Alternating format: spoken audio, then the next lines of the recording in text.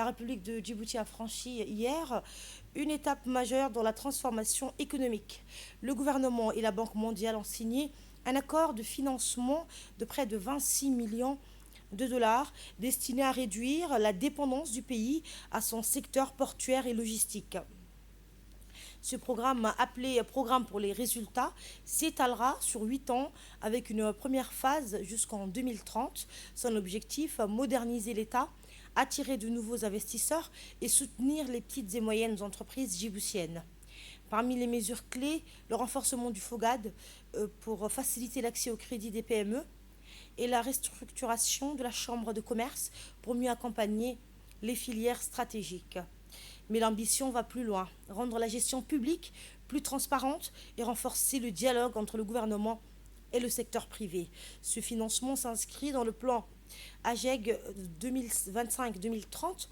Les premières réformes devront produire des résultats concrets dès cette phase initiale.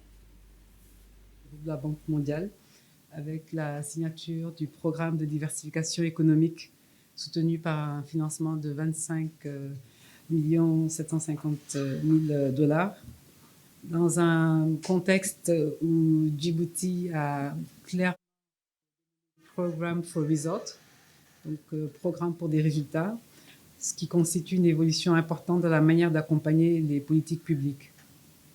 Nous sommes d'autant plus fiers, comme vous l'avez dit, que c'est la première opération conjointe du groupe de la Banque mondiale ici à Djibouti. Comme vous le savez tous, nous représentons maintenant les 3 agences sur 5, donc la SFI, IDA, donc la Banque mondiale, et MIGA. Et donc c'est notre première opération conjointe et c'est notre première opération également sur une phase, sur une approche multiphase, comme vous l'avez dit, Monsieur le ministre. Donc, avec le P4R, donc c'est l'acronyme Programme for Results, ce financement est directement lié aux résultats concrets obtenus et non aux dépenses engagées. C'est une approche qui met l'accent sur la mise en œuvre effective, la redevabilité et l'impact concret des réformes. Et c'est dans une perspective de long terme. Écoutons maintenant un extrait de l'intervention du ministre de l'Économie et des Finances, M. Ilyas Moussedawale, qui présente les objectifs de ce programme. On a souvent rappelé notre modèle économique, notre modèle de développement. Il n'est plus soutenable pour plus d'un titre. Nous avons besoin de stimuler d'autres moteurs de croissance, d'autres secteurs à fort potentiel. Et ils sont nombreux, ces secteurs. Pour cela, nous avons besoin d'agir sur un nombre de leviers. Non seulement il nous faut travailler en parfaite coordination entre nos différentes institutions qui concourent au même objectif, c'est-à-dire créer des opportunités, créer de la richesse et créer de l'emploi. C'est la grande priorité dans notre plan national de développement intitulé ADEG pour les années à venir. Nous avons au jour d'aujourd'hui suffisamment d'éléments analytiques, des réformes d'ores et déjà engagées.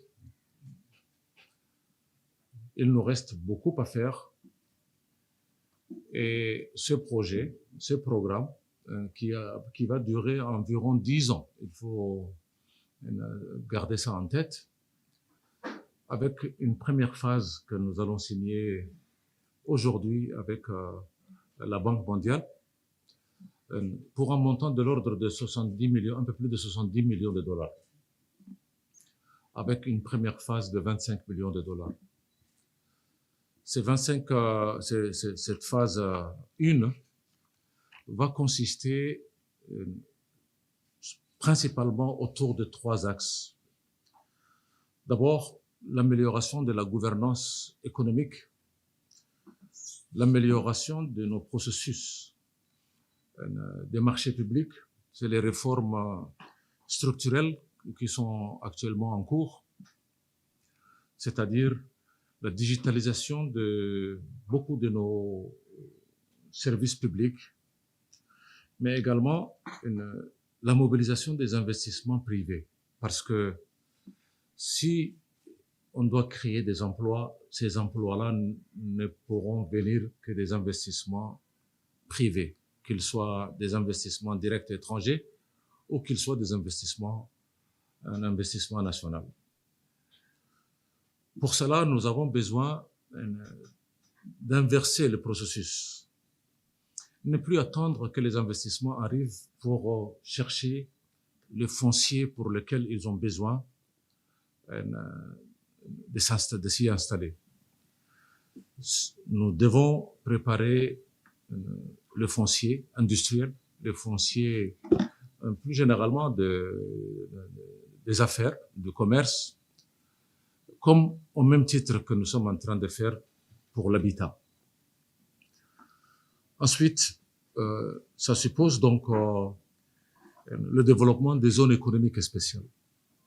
Avec Madame la secrétaire d'État en charge des investissements, nous sommes en train de travailler des projets ambitieux, notamment le développement des zones économiques.